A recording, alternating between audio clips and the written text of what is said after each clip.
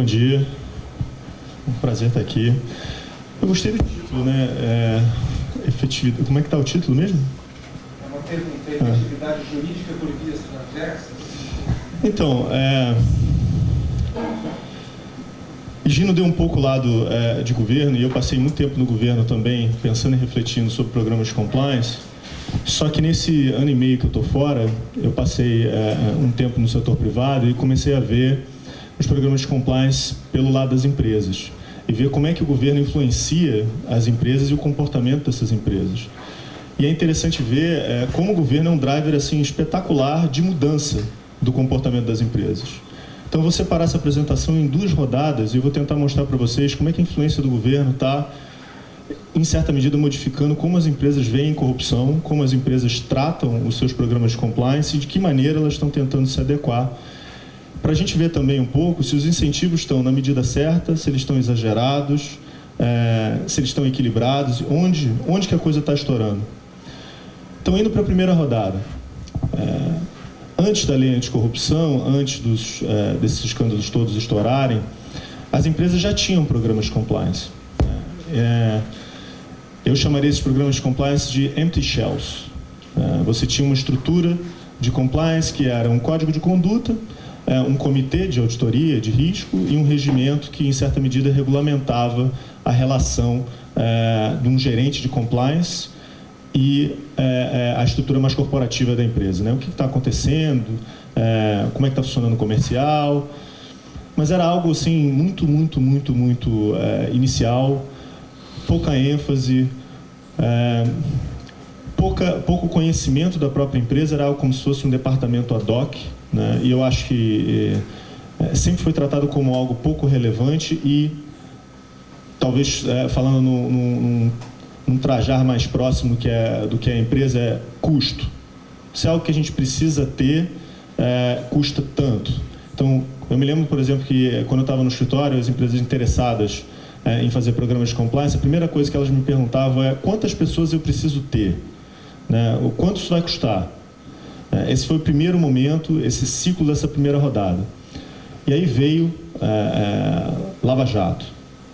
Veio Lava Jato, a discussão começou a mudar completamente, né?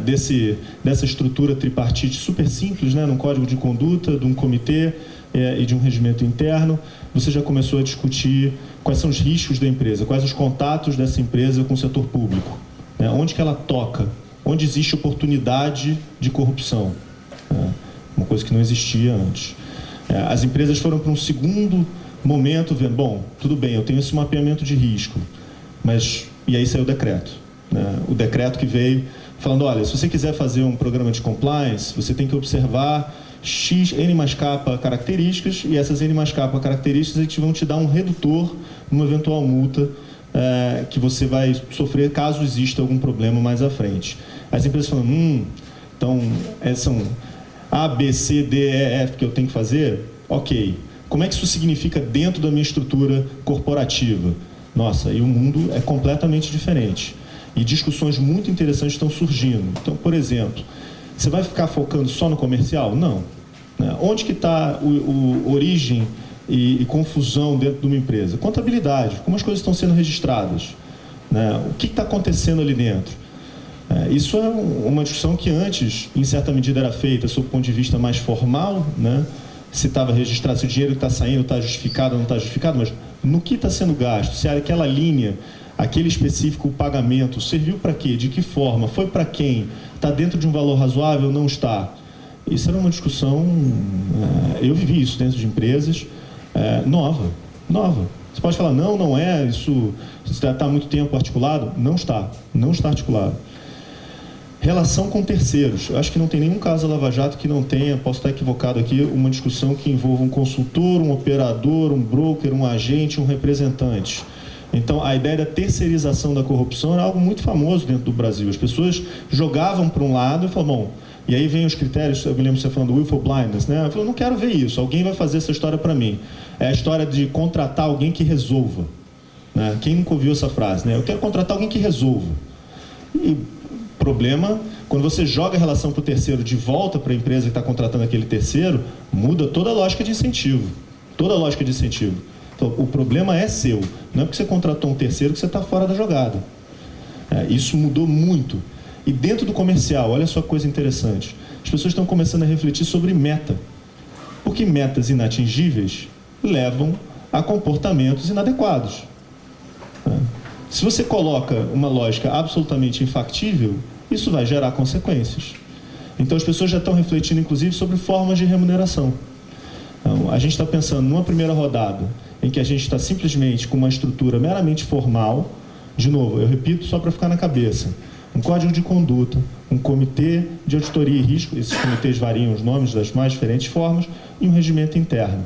As pessoas estão sofisticando essa discussão. Eu estou precisando entender minha relação com terceiros, e essa relação com terceiros, eu tenho uma relação agora procedimental. Eu estou vendo, primeiro, se o serviço que ele me presta está materializado ou não, se ele é um especialista na matéria ou não, porque se eu estou contratando uma pessoa só por contato, ou estou contratando alguém que está efetivamente me prestando um serviço. O valor que eu estou pagando por essa pessoa é razoável ou não é razoável? Está fora completamente do que é o valor de mercado. Todas essas questões substanciais, quando os Estados Unidos vai avaliar o willful blindness, por exemplo, utiliza. E é o que o Gino deve estar discutindo com o pessoal do DOJ americano quando eles consideram onde tem responsabilidade de terceiros. Isso é um mundo, para o Brasil, completamente novo. As pessoas não refletiam sobre isso, não pensavam sobre isso. E você está, em certa medida, quando você fala de contabilidade, quando você fala de políticas, né? Que políticas a gente vai implementar dentro de uma companhia? A gente vai ver, por exemplo, políticas de patrocínio. Que patrocínio está sendo gasto? Com que finalidade? De que maneira? Doações públicas, né? A gente tem que refletir sobre isso agora dentro dessa discussão do financiamento, mas doações também, né? Qual era o critério de doação? Com que finalidade? De que maneira? Terceiros. Contratações de terceiros, né? Como é que eu faço uma contratação de terceiros? E aí a gente para num ponto que ele é efetivamente interessante. A Gino começou a falar um pouco sobre desproporcionalidade, né? Que o tipo de sanção e de que tipo... Os controles também têm desproporcionalidade. Se você pegar empresas que têm não sei quantos milhões de funcionários, como é que você vai guardar uma relação de custo-benefício que seja efetiva, né, consiga afetar o sujeito que está lá na ponta e que ainda assim seja custo-efetiva? Porque isso é um departamento área-meio, isso não gera dinheiro, pelo contrário, né, isso até tira dinheiro, né, em certa medida, algumas possibilidades de dinheiro. E as empresas estão enfrentando esse conflito não dentro de uma lógica de um processo, mas mesmo interna, numa relação de custo-benefício. Eu preciso de mais controle, eu preciso evitar esse tipo de circunstância para poder reduzir corrupção, mas ao mesmo tempo isso tem um custo enorme. Isso tem um custo enorme. E os parâmetros americanos são gigantescos. Você joga isso numa empresa brasileira, dentro da nossa carga tributária, dentro das dificuldades práticas, dentro da falta de profissional. Você tem um problema hoje, a gente fala muito em desemprego. Uma profissão que está faltando gente é um gerente de compliance. Não tem. Não tem. As pessoas estão procurando pessoas que tenham essa experiência, que possam trazer isso para dentro de uma empresa. Não é fácil. Não é fácil. E isso faz com que os salários aumentem, porque como tem uma demanda muito grande, uma oferta muito pequena, naturalmente é um sujeito que está sendo muito procurado e é custoso pelo mercado. E a gente vai falar um pouco agora o que levou a sair da primeira rodada para a segunda rodada e talvez próximos passos. Eu acho que a Lava Jato é um driver de modificação brutal dentro das empresas, trouxe um medo enorme, trouxe uma preocupação, uma tangibilidade, eu acho que essa é a palavra, trouxe uma tangibilidade para o risco que não existia antes. Então as pessoas têm medo, efetivamente, hoje em dia, de alguma coisa acontecer, de estar eventualmente sendo responsabilizado por alguma conduta, seja de um terceiro, seja de um empregado, seja de um diretor seu, que é um evento novo, né? E a gente está nesse movimento de transformação. Mas tem vários outros elementos, e aí a gente pode falar de, talvez, exógenos, que talvez empurrem mais para isso. Então, por exemplo, nos Estados Unidos, no FCPA, a lógica de você responsabilizar o mero registro inadequado contábil. Se você simplesmente, você não precisa demonstrar que teve corrupção, você não precisa demonstrar que teve culpa, você não precisa demonstrar nada disso. Mas se você tiver com registros contábeis inadequados, isso já é o suficiente para te gerar uma responsabilização. Uma outra discussão, inclusive com projetos de lei hoje em dia no Congresso Nacional, pagamentos de informantes. Dinheiro para pessoas. E nos Estados Unidos, isso chega a ponto, e até acabou sendo refletido, e acho que até é comercial aqui no Brasil, né? Diz que para o número tal, se você tiver informações que podem ajudar você a buscar processos que tenham tido corrupção. Isso surgiu nos Estados Unidos pós-crise e hoje em dia no Brasil existem projetos de lei nessa direção também. Você tem outros elementos, fontes de financiamento, estava anotando isso aqui também. Bom, deixa eu desestimular não só internamente com programas de compliance ou externamente via governo, mas também ou gerando responsabilidade para os lenders, né, para os bancos, que é quem der dinheiro para empresas que não tiverem um programa de compliance bem articulado, ou que não tiverem, digamos assim, a ficha limpa, seca-se. Né? Você não tem mais essa possibilidade. O próprio BNDES também, né? Pós Lava Jato, começou a fazer uma ação nessa direção. E aí a gente volta a pensar, bom, isso tudo é uma questão... todas essas medidas, elas parecem positivas, elas parecem boas porque elas reduzem corrupção. Mas tem uma externalidade também disso, né? Ela reduz volume de negócio. Só volume de negócio corrupto? Não sei. Não sei. Talvez isso esteja elevando muito a barra e isso seja algo para a gente começar a refletir, para a gente começar a ver, e aí por isso que eu achei interessante, efetividade, né? Será que é efetivo? Aí a gente fica numa discussão, né? Eficiência, eficácia, efetividade. Eu não vou me prender a discussões semânticas, mas vamos só refletir um pouquinho para caminhar aqui para o final da minha apresentação. Talvez a gente esteja numa relação pendular, onde a gente está reagindo de forma muito forte contra tudo isso. Mas isso tem uma explicação há muito tempo, tem uma raiva da população em relação a isso, tem um sentimento em relação a isso, e esse sentimento é difícil de controlar. Né? As pessoas se revoltam contra isso e tem razão para se revoltar contra isso. Mas eu acho interessante você verificar um arcabouço de anticorrupção muito rápido sendo montado, muito rápido. Em certa medida, quando eu comecei a discutir leniência, e a gente está falando de 2003, né, a gente está pensando, né, até chegar ao caso do metrô, talvez o maior caso que eu fiz de leniência dentro do CAD, se passaram 10 anos. Se passaram 10 anos. A velocidade dos movimentos hoje em dia em anticorrupção é completamente diferente. Completamente diferente. Isso está jogando dentro das companhias, isso está jogando dentro do setor privado brasileiro uma série de inputs que eles não estavam acostumados. E eu acho que, em certa medida, de novo, eu concordo com o Gino, olhando no médio prazo, isso é extremamente positivo. Extremamente positivo. As empresas, grande parte delas, acho que a imensa maioria, querem fazer business limpo no Brasil. Elas querem ter essa oportunidade, elas querem poder competir de maneira idônea. Mas jogando essa estrutura de custo, essa estrutura de incentivo, nesse espaço curto de tempo, eu acho que teremos turbulência mais à frente. Vai ser um momento difícil de adequação. A própria maneira como as investigações estão sendo conduzidas também leva um pouco a isso. A gente tem que separar o que é raiva, o que é o sentimento de indignação, de efetividade de uma política de anticorrupção. Essa tonalidade, esse ajuste, ele não é fácil. E é muito fácil ficar do lado de quem bate, de quem aumenta, de quem estrutura um arcabouço de anticorrupção cada vez mais restrito. Mas tem que ver um lado também de qual é a ponderação disso. E eu acho que isso entra, e é o último ponto que eu quero discutir, que é o acordo de leniência.